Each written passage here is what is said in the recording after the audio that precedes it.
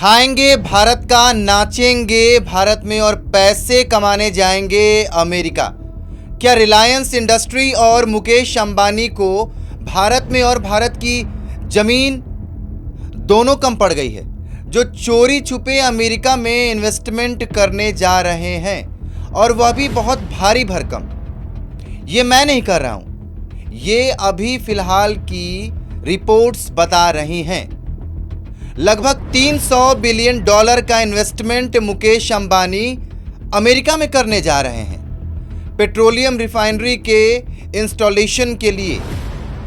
सवाल वही फिर से, इन्वेस्टमेंट भारत में क्यों नहीं हो सकता है? क्या मुकेश अंबानी के दादा परदादा अमेरिका से पैसे कमाकर आज उनको दिए हैं?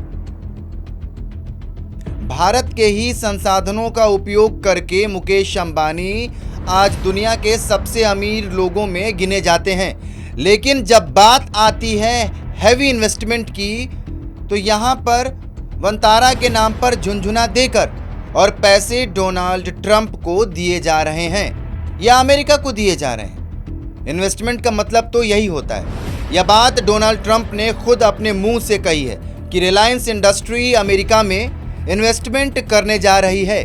तो सवाल ये भी बनता है कि अभी तक अंबानी ने ये बात भारत में क्यों नहीं बताई? तमाम मीडिया चैनल्स जो ईरान और अमेरिका के युद्ध में 24 घंटे भूंपू बजाए घूम रहे हैं, उन्होंने इस बात को क्यों नहीं गंभीरता से देश के सामने रखा? खबरों में ये बात क्यों नहीं है? नमस्कार, आप देखना शुरू कर चुके हैं अरुंधति न्यूज़ और मैं हूं अभिजीत। अब मजे की बात, आपको ये जानना ज़रूरी है कि रिलायंस इंडस्ट्री के पास जो टेक्नोलॉजी है, ख़राब से ख़राब क्रूड ऑयल को बेहतर रिफाइन करके और अधिक से अधिक मात्रा में तेल निकालने वाली, और ये टेक्नोलॉजी रिलायंस ने खुद विकसित की है कुछ हद तक, और यही कारण है जिस पर नज़र है डोनाल्ड ट्रंप की। और ट्रंप रिलायंस इंडस्ट्री को अपना रिश्तेदार बनाना चाहते हैं, क्योंकि वेनेजुएला के हड़पे गए तेल को रिफाइन करके पूरे विश्व में बेचना है, और ये टेक्नोलॉजी अभी रिलायंस इंडस्ट्री के ही पास है। अब सोचने वाली बात ये है कि क्या वहाँ से कमाया गया पैसा रिलायंस भारत में इन्वेस्ट करेगा? अच्छा, इसमें जानने वाली बात ये भी है कि रिलायंस के साथ साथ इस प्रोजेक्ट में और भी पार्टनर्स हैं, लेकिन इसमें रिलायंस मुख्य भूमिका निभाने वाला है, या रिलायंस कंपनी इंडस्ट्री मुख्य भूमिका में रहने वाली है। अब ये डर कहीं ना कहीं रिलायंस इंडस्ट्री के मन में है कि भारत जैसा देश, जहां पर बातें सिर्फ और सिर्फ इमोशन पर फैलती हैं, वहां ये सोचना हो जाए कि रिलायंस इंडस्ट्री उसे ट्रंप का हितैषी बन रहा है। अगर भारत में लोग ये सोच लें कि रिलायंस इंडस्ट्री उस ट्रंप का हितैषी बन रहा है जो ट्रंप ने पिछले 1 साल में भारत को हर तरीके से डेंट देने की कोशिश की है, क्या इसको देश के साथ गद्दारी कह सकते हैं? अगर ये सोच भारत में बन जाती है तो यह क्या इस देश के लोगों में उनके पीठ में खंजर खोपने जैसा हो सकता है? यहाँ के लोग ऐसा सोच सकते हैं अगर उनके मन में ये बात बताई जाए कि रिलायंस इंडस्ट्री तो अमेरिका में हैवी इन्वेस्टमेंट कर रहा है, भारत में क्यों नहीं? यह विरोध अभी भारत में भले ही नहीं हो रहा हो, लेकिन यह विरोध खास करके रिलायंस इंडस्ट्री के खिलाफ अमेरिका में वहाँ के लोकल लोग, मेरा मतलब है कि अमेरिका के लोकल लोग ने विरोध करना शुरू कर दिया है। और उसका कारण ये है कि वहाँ के लोगों के मन में एक सोच है कि जैसे आईटी सेक्टर में भारत के लगभग 60 से 70% लोग अपना कब्जा जमा चुके हैं, ऐसा माना जाता है। इस तरह आने वाले समय में ऐसा ना हो कि पेट्रोलियम सेक्टर में भी भारत का वर्चस्व हो जाए, और इस सोच को लेकर वहाँ के लोगों में विरोध है। अब अमेरिका के लोगों की एक सोच ये है भारत को लेकर कि वो ये सोचते हैं कि अगर भारत का कोई व्यक्ति किसी खास पद पर है, अमेरिकन कंपनी में किसी बड़े पद पर है, बड़े पोस्ट पर है, तो वो हायर करता है ज़्यादा से ज़्यादा भारतीय मूल के लोगों को, नौकरियां देना चाहता है। इसको ऐसे भी कहने को आप समझ सकते हैं कि वो अपने लोगों को अधिक से अधिक नौकरियों में रखना चाहता है, रोजगार में बढ़ावा देना चाहता है भारतीय मूल के व्यक्तियों को। लेकिन ये सोच और ये धारणा गलत है। अगर ऐसा होता तो तमाम ऐसी कंपनियां हैं जैसे गूगल, मास्टरकार्ड, माइक्रोसॉफ्ट, तमाम ऐसी कंपनियां हैं जिसमें भारतीय मूल के ही सीईओ हैं। तो क्या इन कंपनियों में सबसे ज़्यादा काम करने वाले लोग भारतीय मूल के हैं? ये सोचना होगा। भरमार तो होनी चाहिए अगर अमेरिकियों की ये सोच है कि अगर भारतीय कंपनियां अमेरिका में इन्वेस्टमेंट करती हैं तो भारत के लोगों का बोलबाला अमेरिका में बढ़ता जाएगा। लेकिन ये सच्चाई नहीं है। एक सच्चाई ये भी निकल कर आती है इस खबर में कि जो टेक्नोलॉजी में अपने आप में दबदबा बनाए रखते हैं, खास करके पश्चिमी देश, वो कहीं ना कहीं भारत जैसे देश के कंपनियों पर भी आश्रित हैं, डिपेंडेंट हैं। लेकिन वो खुल के इस बात को नहीं कहना चाहते हैं। नेल्सन